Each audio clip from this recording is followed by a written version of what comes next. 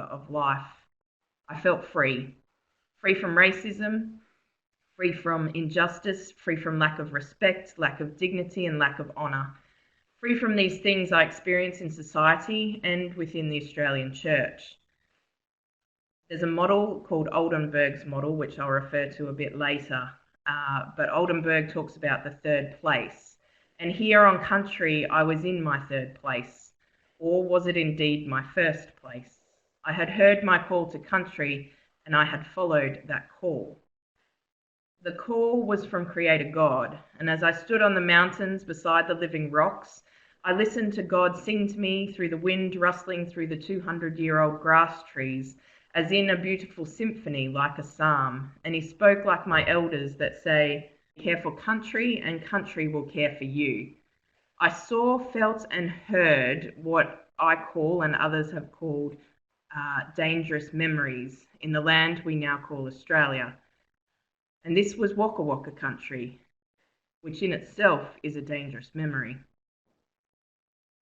Auntie Jean Phillips has called to Christians for over 3 generations.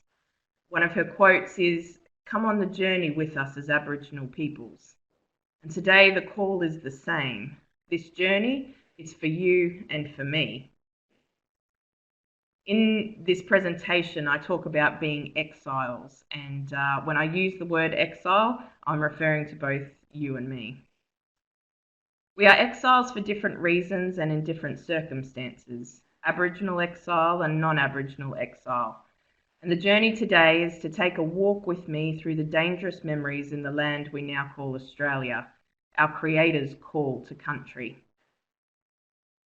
I've begun with showing you the country of my ancestors and my family, but country takes many meanings.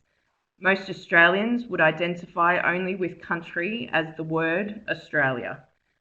And Australia perhaps birthed at Federation on the 1st of January 1901, only a mere 116 years ago. Or an Australia birthed at settlement, or is that indeed invasion on the 26th of January 1788, only a mere 229 years ago. And actually not even technically Australia yet, but the colony of New South Wales.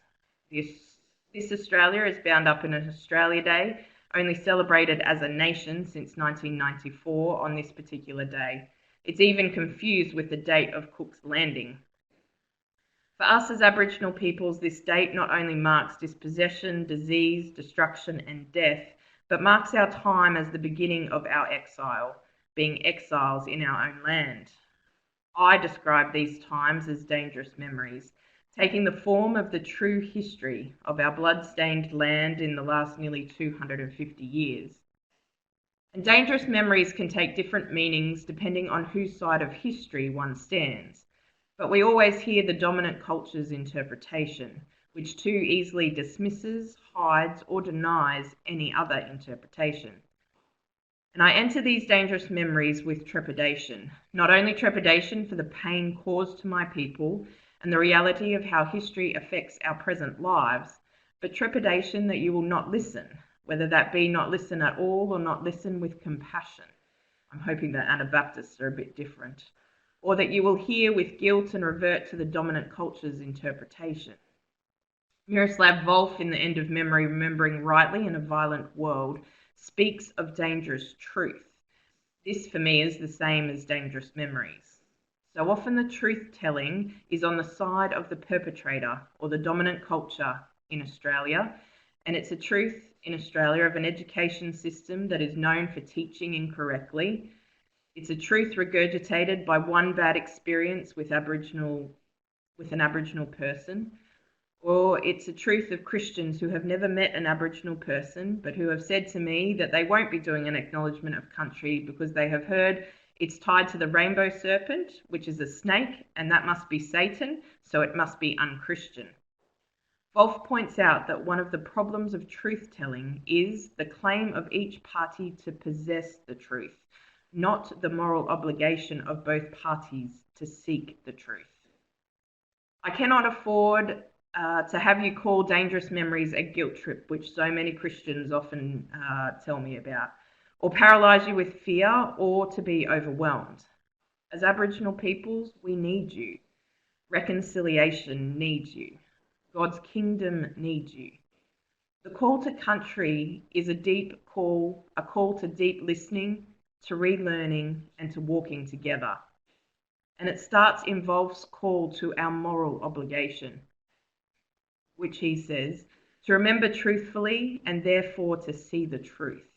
It is then we can give others the benefit of the doubt, inhabit imaginatively the world of others, and endeavour to view events in question from the perspective of others, not just our or their own.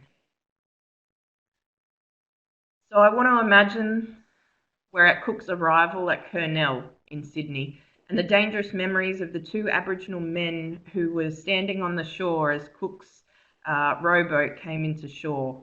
And those two Aboriginal men were fired upon. All they had was standing there with their wooden spears. And imagine seeing and feeling a gun's impact for the very first time.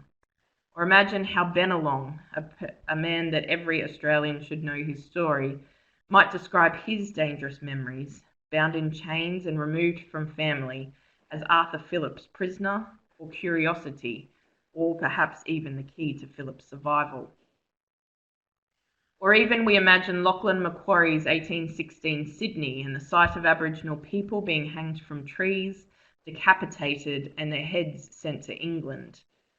Whilst the modern day and present day world can remember lynchings of African Americans in 1960s America, or the news of the last few years of a group whose foundations can be found in the Middle East holding decapitated heads, for us as Aboriginal peoples, the sites are indelible marks on our generational memories from this land now called Australia. The dangerous memories in a present day Australia. An Australia that upheld the myth of terra nullius, empty land, and denied our existence until 1992. An Australia where the leaders of our country come on a romanticised version of country and attend the Gama festival with all the pomp and ceremony, and then a week later in our parliament tell us that we don't matter in discussions about the date of Australia Day. And as I quote our Prime Minister Malcolm Turnbull on his Facebook on the 16th of August, where he said that changing the date of Australia Day would be to turn our back on Australian values.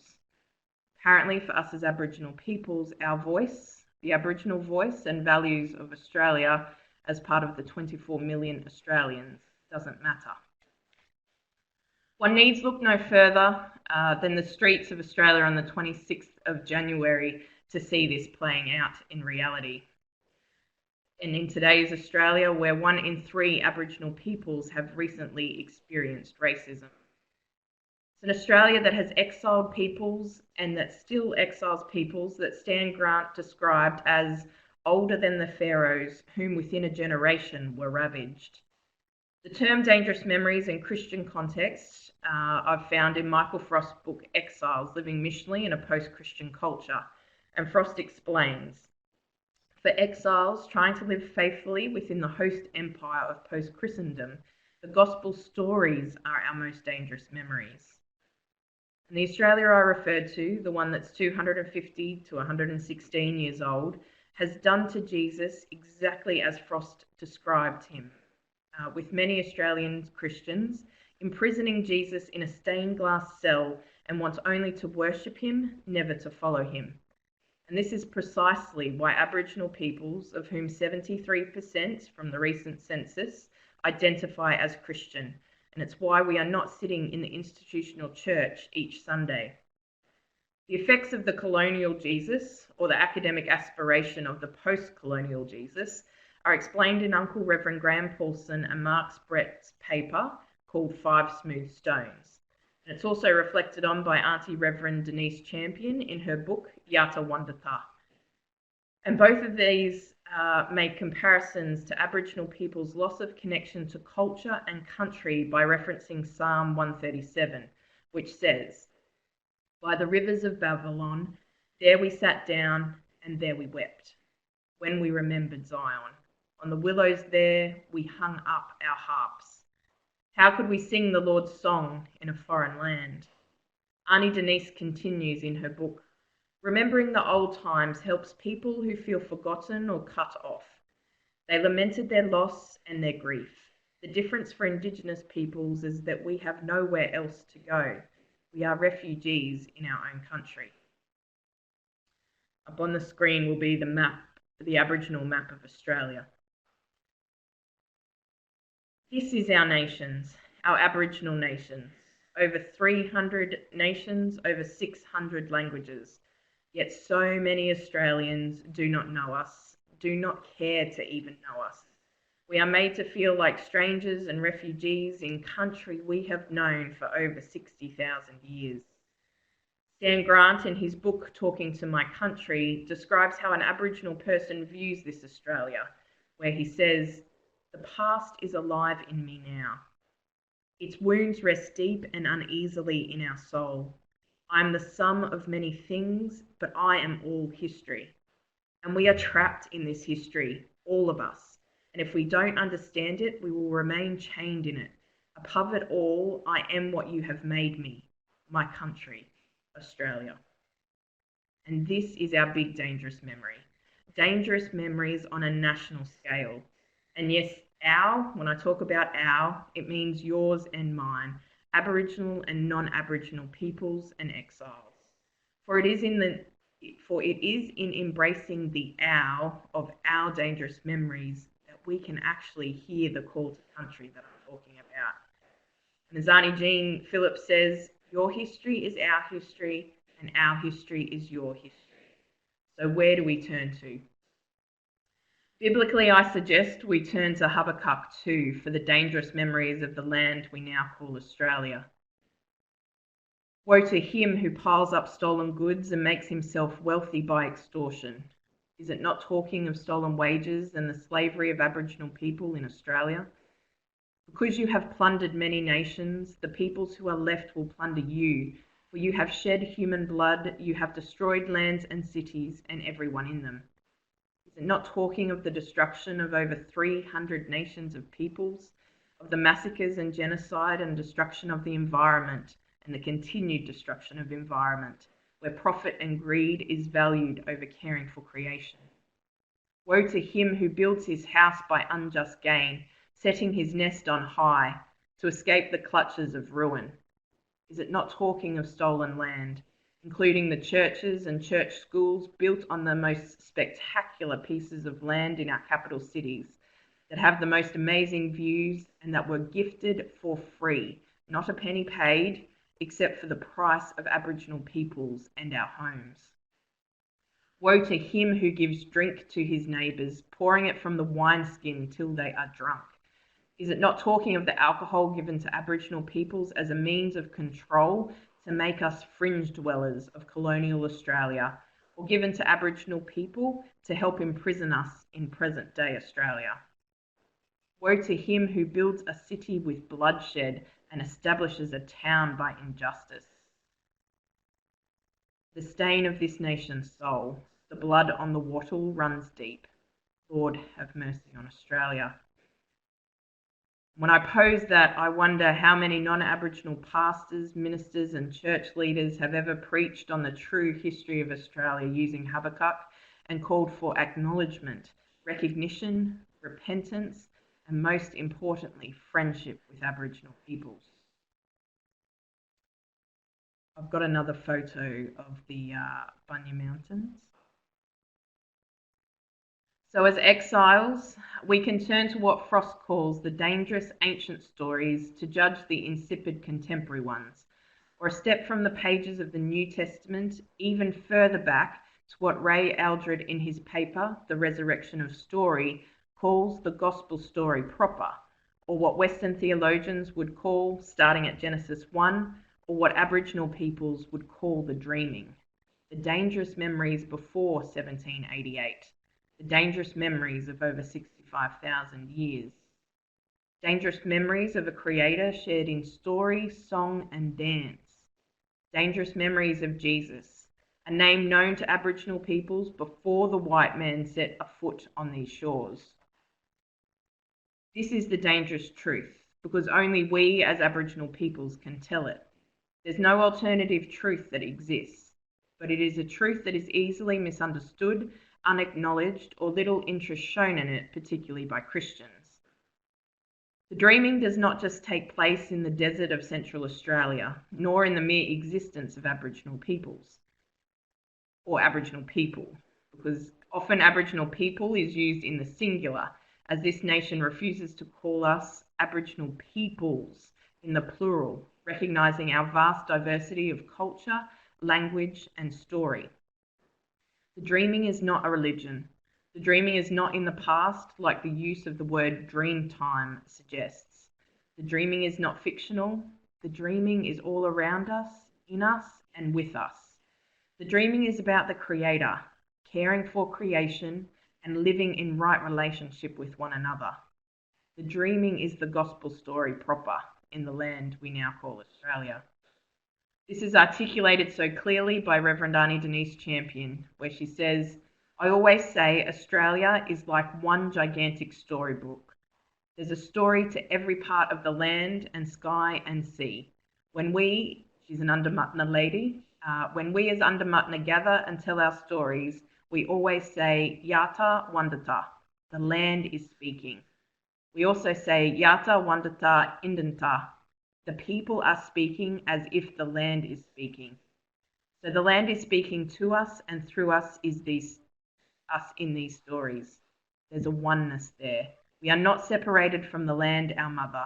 We always talk about the land as our mother, which fits very closely with the story of Genesis, of the Lord God forming humankind from the clay. Our views on land and creation often clashes in Indigenous and Western cultures and theologies in Australia. In Indigenous culture or cultures, there is no separation between human and non-human. Indigenous theology is in direct conflict with Dominion theology. There are close similarities with Celtic cultures, as Ray Simpson in The Pilgrim Way explains. There is a language of the trees too. A tree symbolises the centre out of which all life flows. It is a living deposit of many nutrients and is therefore a symbol of wisdom. We have known this for over 65,000 years. On Waka Waka country, my country, are these grass trees and bunya pine trees. You just have to sit or stand beside one and you feel the spirituality. They are life-giving, they are creation. They are from our Creator, yours and mine. I know it's often difficult for non-Aboriginal peoples to see and feel and hear their Creator in Australia through creation. When we start talking about our connection to land as Aboriginal peoples, I see the eyes glaze over and the tuning out, but non-Aboriginal people can experience it too. In Rod Cameron's book, Coringal, A Search for Australian Spirituality, he retells the story of a survey team working in the far outback. One of the men, who had previously been a sailor, became very ill, and upon being offered prayer said this: "You ask me if I believe in God. Anyone who has sailed through the Hinchinbrook must believe in God." Hinchinbrook Island, off the coast of far north Queensland, is where my name Brooke comes from, and it is indeed some of the most beautiful country in Australia. In David J. Tacey's book, Edge of the Sacred, Transformation in Australia, he explains how he is spiritually overwhelmed by Australia's landscape by saying, "I sometimes felt the rocky chasms and gorges would burst forth in song and praise." The Bible, as Ray Simpson points out, teems with examples of people who learned about God through creation. From Noah to Moses to the psalmists to Jeremiah to Jesus' friends who were taught in Matthew 6:25-33 to learn from the birds and the wildflowers. The wisdom that could be had by all Australians if the gift of the world's oldest continuing living culture was embraced and celebrated. The relationship with God that could be further enriched by every Australian if the gift of the Christian theology of the world's oldest continuing living culture was embraced, celebrated, and learnt from. Paulson and Brett put it this way: whether we are Indigenous or non-Indigenous, God is calling us to reread the Bible through Aboriginal eyes. So I want to talk about this third places, and on the screen's the picture of Oldenburg's model of third places. And Frost, in his book Exiles, uses Oldenburg's model of third places, emphasising healthy community needs third places, which are places of easygoing conviviality and safety.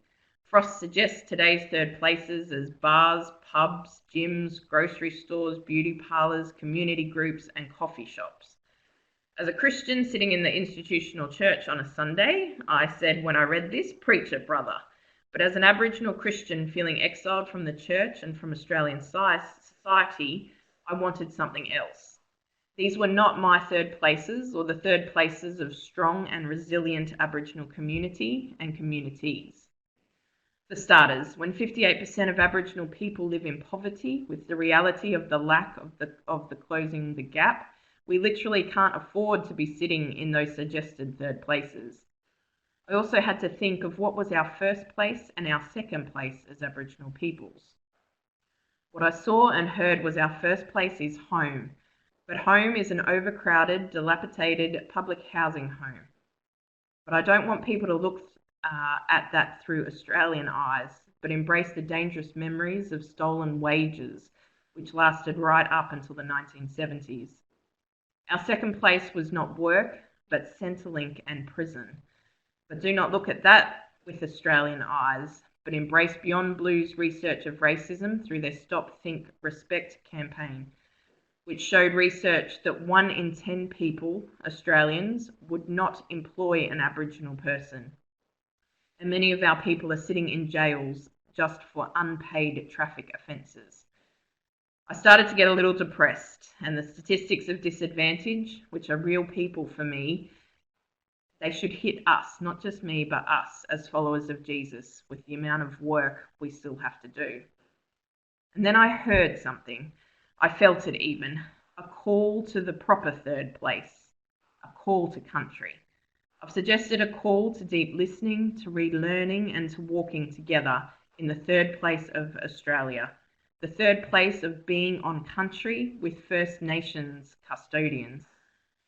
This for me is hope for my people, and I wondered if non-Aboriginal peoples and exiles would join us. Be on country with us. Listen to the land and to the grass trees and to the kookaburras, all of which speak and teach. Learn from the rocks and the mountains and the rivers, many of which hold the places of the Creator's story. Walk with us together, with First Nations leading the way. For me, I talked about the our before. This is hope for our peoples. For me, it's an upside down picture, much like the next picture. For me, it's a call to new dangerous memories. This picture is taken, you've got the web link there, the Decolonial Atlas. Often we talk about acknowledgements of country, and for me, acknowledgement is the first step onto the third place. But the country I'm talking about in the call to country is on every inch of this green, blue and red land and waters of Australia. It's where you live, work, worship and play, and many of us travel. So when we look at this upside down picture of Australia, it's on Wurrung, on Darug country, where the largest community of Aboriginal peoples in Australia reside in the Greater Sydney area. It's in Meanjin, on Turrbal and Yuggera country, where the second largest community of Aboriginal peoples reside in the Greater Brisbane area. It's in Naarm, on Bunurong and Wurundjeri country, where 50,000 non-Aboriginal people join their Aboriginal friends to protest injustices in front of the steps of Flinders Street Station in Melbourne. It's in Tandanya, on Kaurna country, where Aboriginal peoples from many nations. We've got Kaurna, Ngarrindjeri, Undermutna, Narungga, Pitjantjatjara, Mirning, Kokata, Anangu, where language and culture continue to be restored, revitalised and celebrated. It's in Mbanda, on Aranda country in Alice Springs, and Gamlang on Larrakia country in Darwin, where whilst the population of Aboriginal peoples is small in comparison to the Aboriginal population of Australia, it is large in comparison to the non-Aboriginal peoples that live on that country. It's on Ngunnawal country, where our national parliament meets and seems to often forget about Aboriginal peoples. And let us not forget about Noongar country and Lutruwita, located in the states we now call Western Australia and Tasmania. Creation is all around us. Country is all around us. Dangerous memories and the true third place are all around us. I wonder if at this stage you can see it and can hear it. We have had the same creation stories for 65,000 years, but still many Australians have never heard them. Like, you might think you know the rainbow serpent, but do you know the creator's name as Bunjil, Byami, Jilbrookie? Come and sit on country at the feet of elders. Learn the story of Garryword, Ikara, My War, Garawira Parry. I have said that this country, Australia, is affected by a spiritual blindness and a spiritual deafness. It's a spiritual blindness that in 19th century Australia, Scottish Presbyterian theologian Reverend James Denny called Australia the most godless place under heaven. And this was also repeated in 2005 by the Pope. It's a spiritual deafness that W.E.H. Stanner called in the 1960s the Great Australian Silence. I ask people to please don't take a mission trip to see the real Aboriginal people in Alice Springs or Uluru or Cherbourg spending hundreds or thousands of dollars. For the real Aboriginal peoples are also in our capital cities, in each of our communities. For the stories of the Creator are still known and told to the next generation, even where they are hidden under bitumen and concrete. For Jesus is knocking on the door of that overcrowded house, sitting with us in that prison, lined up outside of Centrelink with us, waiting for the doors to open. And he's also marching with us through the streets, protesting the latest injustice. Jesus is there, but where is the church and where are the exiles? And so I'm asking you to help to lift the spiritual blindness and deafness, to remove, as Ian Brouard puts it, the one major cultural and spiritual blind spot which impoverishes Australian Christianity, neglect of and contempt for Aboriginal religion in its primal and Christian forms. To see country and to hear country, to walk broadly and strongly with the First Peoples and the Creator in my homeland, in your adopted homeland, and in our home together. Auntie Reverend Denise Champion implores, we are being presented, both First and Second Peoples, with the opportunity to follow a new path that reconciles and heals. To do that, we need to be able to sing together, dance together, sit down together, eat together, learn to live together in peace and tell stories, allowing this land to speak to us and through us. Yata Wandata. It's a journey, a prayer, and a painting. The next slide has a painting that my sister, Waka Waka artist Jasmine Roberts, painted for me by using my words that I put together with this presentation. And the painting is entitled, The Exiles Hear the Call to Country, the New Dangerous Memories in the Land We Now Call Australia. In the centre, the big U shape is painted black, mainly to mess with the Western view of Jesus, but with the three sets of dots in grey representing God, Holy Spirit, and Jesus. The next slide has a close-up. The colourful dots, sorry if you go back one. The colourful dots in the centre, there's the pink and the green and the blue and the yellow. Those dots represent the 300 nations of Aboriginal peoples, and they're surrounded by white dots representing the Australia of the last nearly 250 years, but an Australia that knows and acknowledges our 300 nations. The round reddish circles are the dangerous memories, painted as songlines, but in red symbolising our blood-stained true history. And in the centre, the small black U's are Aboriginal exiles, and the dangerous memories are in us and part of us. The non-Aboriginal exiles appear as the white dots around the smaller black U's, and these non-Aboriginal exiles have heard the call to country and have had to walk with us through the dangerous memories with deep listening and relearning. I think, Matt, if you just flick through, there's a couple of those close-ups of the paintings.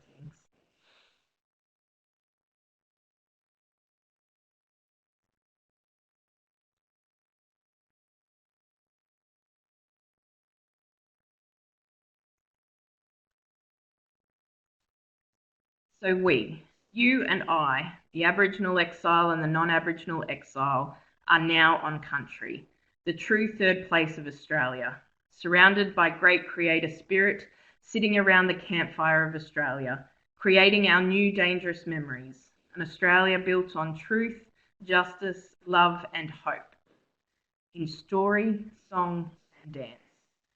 We are living out Frost's call to the exiles in the true Australia, where he says to be close enough that our lives rub up against one another and that we see the incarnated Christ in our values, beliefs and practices as expressed in cultural forms that make sense and convey impact.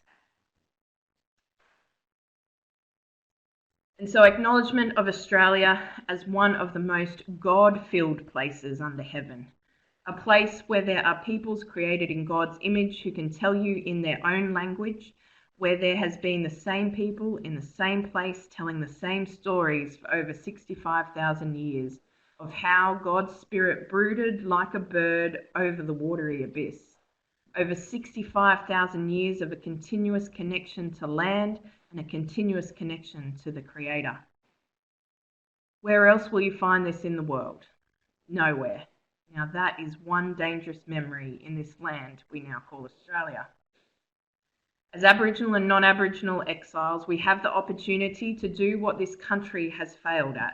We have the opportunity to achieve reconciliation, a friendship through a knowledge of the Creator, taught by Aboriginal peoples as we sit together on country and led by Aboriginal Christian leaders.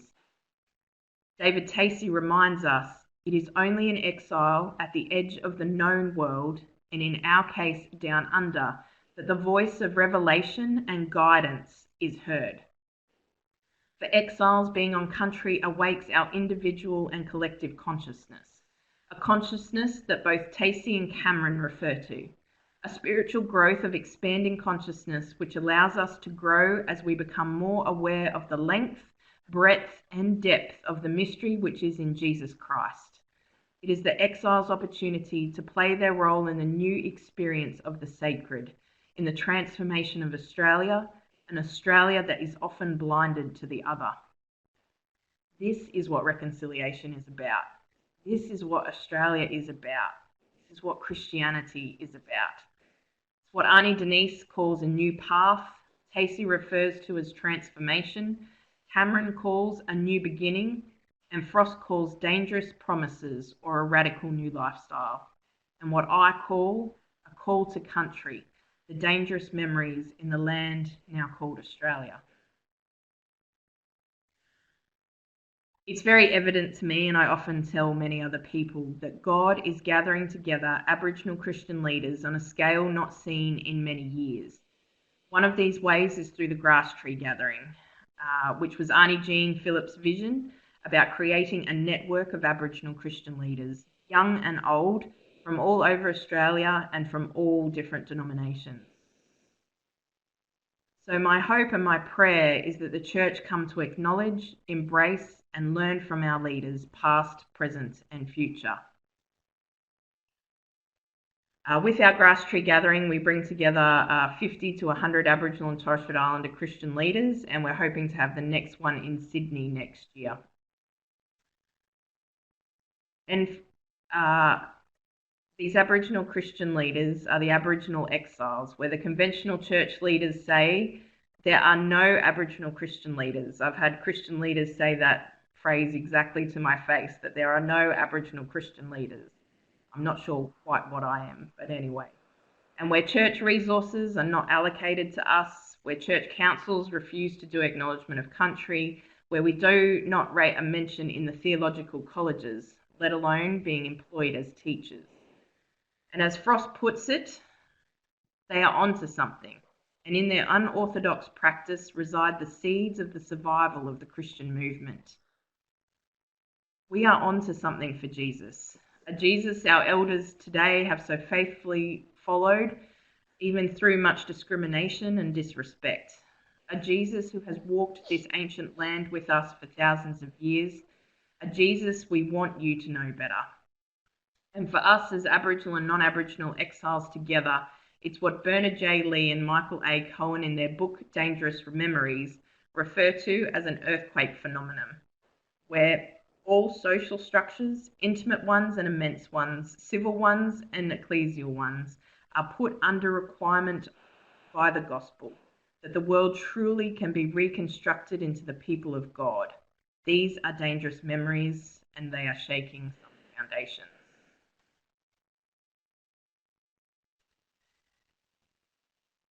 So that's the end of my presentation. We were hoping to show the Grasstree Gathering video, but if we can't show that, I can send a link of where people can see this so you can hear from other Aboriginal Christian leaders. They will be called trees of justice. They will be called trees of justice. They will be called trees of justice. They will be called trees of justice. They will be called trees of justice. Planted by the Lord to honor his name. They will rebuild cities That have been in ruins. For many generations. Isaiah 61, 3 and 4.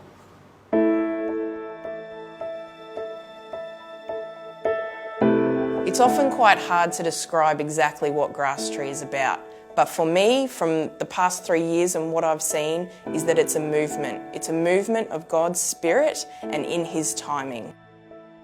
In a landscape of brokenness and disconnection in our communities, Grasstree is an opportunity where we get to come together to build the kingdom. This here gathering at Grasstree is about passing on the baton, equipping and training, informing.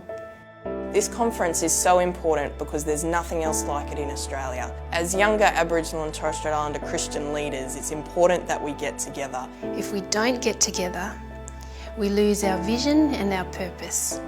We lose our identity. When we do get together, we're strengthened in all of those areas. Some of us live in isolated rural communities, so we don't get to touch base with many of our brothers and sisters. And so, yeah, just that sharing one together upon this journey that Christ has set us on, and knowing that we're not alone in our faith ministries. This is the third year in a row that we've held the Grasstree Gathering, and each year we continue to see more and more Aboriginal and Torres Strait Islander leaders identified and connected up with one another. It's not just about once a year, it's about a lifetime of being able to know each other and share with each other and build friendship and support for one another. Misunderstanding, discrimination, living in two worlds, lack of finance, lack of encouragement, and also isolation. These are some of the contexts that we live in every day. There's some of the things that would stop us from keeping on going. So support against being defeated by those or overcome by those is so important. I think it's the case of when we go back to our own ministries and communities to know that there's someone else that you've met and shared a story with who can feel exactly the same, and that you get that opportunity to pick up the phone and to have a yarn with someone else.